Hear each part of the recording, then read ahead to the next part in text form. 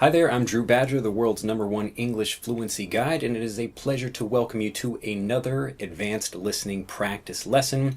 As always, if you are new to this, well, I guess I can't really say as always if you are new to this. If this is the first video you are watching from me, I recommend you go back and watch some of the previous videos, especially things like my series for beginners in grammar. Just go to the YouTube channel and you can find all of our older videos there, but that will help you get used to the sound of my voice, because in this series I speak at native or faster than native speed, just so you can enjoy learning with me and actually get ready to enjoy much more movies, or many more movies I should say, and conversations with people.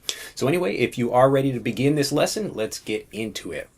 Well, this one I know I'm going to ruffle a few feathers. To ruffle a few feathers means to make people annoyed or upset or angry, but this has to be done really for the benefit of learners everywhere. This is something I've been thinking about for a while, and I do speak with my private students about it.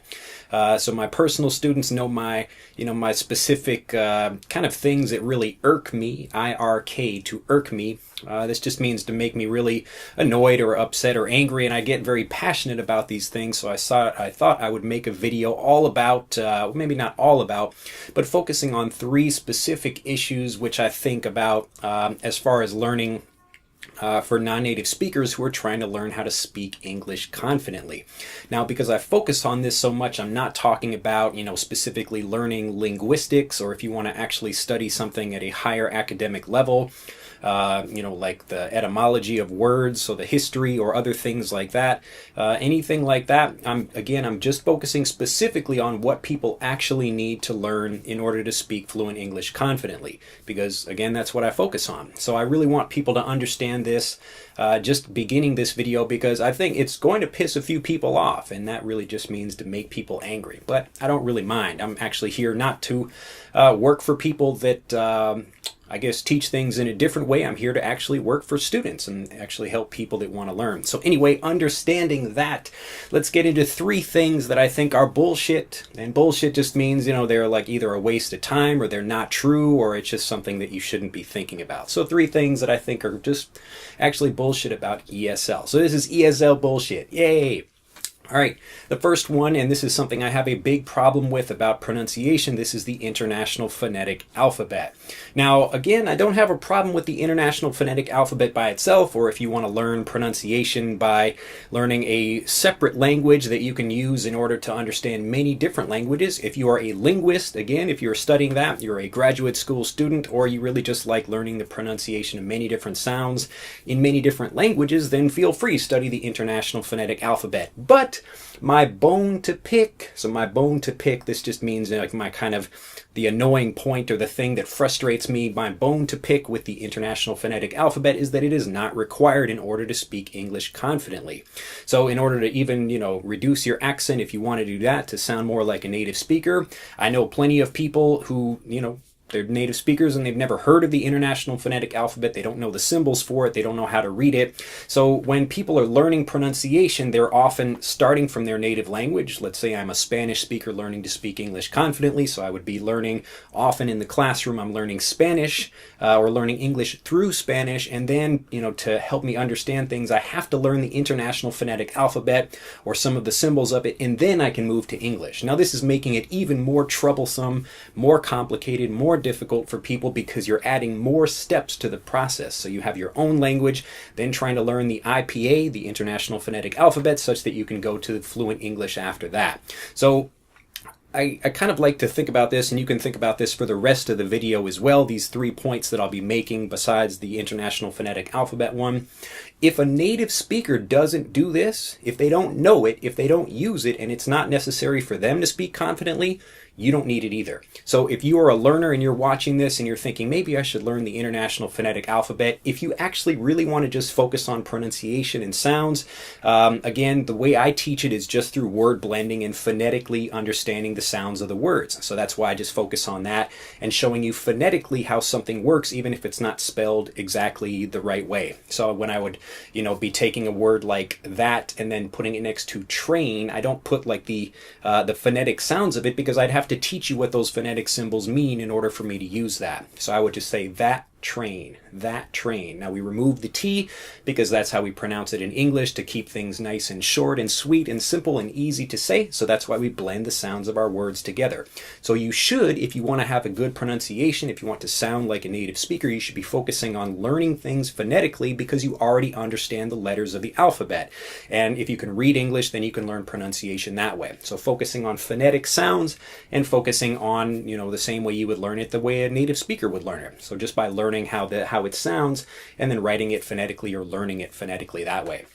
So if you are a learner and you're not interested in a higher degree where you're focusing on pronunciation to learn a whole bunch of different languages, then it's not necessary to learn the International Phonetic Alphabet. So I just think it's bullshit that people would, think you should have to learn something like that, because a lot of people do, and they are encouraging you to learn the phonetic alphabet such that you can learn English. If you just want to get to the English, then forget about the International Phonetic Alphabet. Go right to the English and start learning it the same way a native speaker would. The second thing that really pisses me off about, being able to learn is that people think they have to have an advanced degree in order to teach, or they are promoting the fact that they have an advanced degree as a way of showing that, I have an advanced degree, I have a master's, or I have a doctorate in education, and so that means I'm a good teacher. Now the problem is, we have seen, if you've been following my channel for a long time, is that most of the things that people learn in higher education about how to teach are exactly what you should not be doing if you want to become a confident speaker. So myself, I have only a bachelor's, and this is a bachelor's in philosophy. You can hear a little bit of this ringing right now. That was almost like, that's like from the heavens. They're saying like, yes, like you need to listen to this man. Anyway, so I have a bachelor's in philosophy, and really the basic thing that taught me was that, if you're able to communicate things in a logical way, then people can understand them easily. So you don't have to worry about spending time learning from someone that's got an advanced degree such that they can teach you something in a basic way. The whole education system, and this isn't even just about education for language learning specifically, this is about like education in general. The whole education system, for the most part, is really messed up. I mean, basically, we teach people a lot of things that, number one, they're not really going to learn. We try to teach them in a way that really isn't going to help them learn and help them use things confidently. And that's why we have so many people speaking specifically now about language education, that they're learning how to pass tests, but not learning how to speak confidently. And all these people that are teaching are people that got advanced degrees. I have a degree in teaching, so it means I know how to teach. And wow, my students can pass some tests, but what happens when they try to speak? They can't. So if you're thinking about, wow, I'm going to learn from that teacher because they have an advanced degree, and again, I don't have a problem with wanting to get an advanced degree if that's what you want to do, but promoting that as something that says, wow, I actually know what I'm doing about teaching because I have an advanced degree, it's just not necessary to teach. Now, again, I'm not even saying that because I don't have an advanced degree. I actually thought about getting an advanced degree in education, but then, having just done my own education about it, reading and talking with people and actually being a teacher for, many years, becoming an English fluency guide after realizing that teaching is probably not the best way to help people learn. So I actually want to guide people in a certain way and show things, what to do, what not to do, the mistakes and pitfalls. So pitfalls are, like traps or problems that you might experience as you're learning. So all of these things are really great things that you learn as a person that's actually working in the field, working as a teacher, working as an educator, and working to get an advanced degree. It's kind of great for the people that have a degree or that just like being an academic, but it's not necessary for being able to speak confidently. I do not have a master's, I do not have a PhD, but I don't give a shit. Hey, that's fine. I mean, I do what I do because I've actually delivered results to my learners, and that's why they continue to learn with me. So that's another one of my ESL bullshit things. Again, I don't want to feel, make people feel bad if they have an advanced degree, but if you are a teacher and you have an advanced degree and you're using that as a way of saying like, well, I know how to teach, it's almost the same thing as, pretty much every time there's an election. So there's an election happening right now or coming up soon in America. And anytime there's a new person that comes into the, wants to try to be president or run for some particular office, you'll always hear news people say like, well, you're new. What do you know about politics? And it's like, well, hey, I mean, you guys have been fucking up this whole time. Like, it's time for actually, something new to come along. And so if you try to do the same thing everybody else is doing, you're going to get the same results. So you got all these new people that are trying to become teachers, and they think they need to get an advanced degree in order to help people.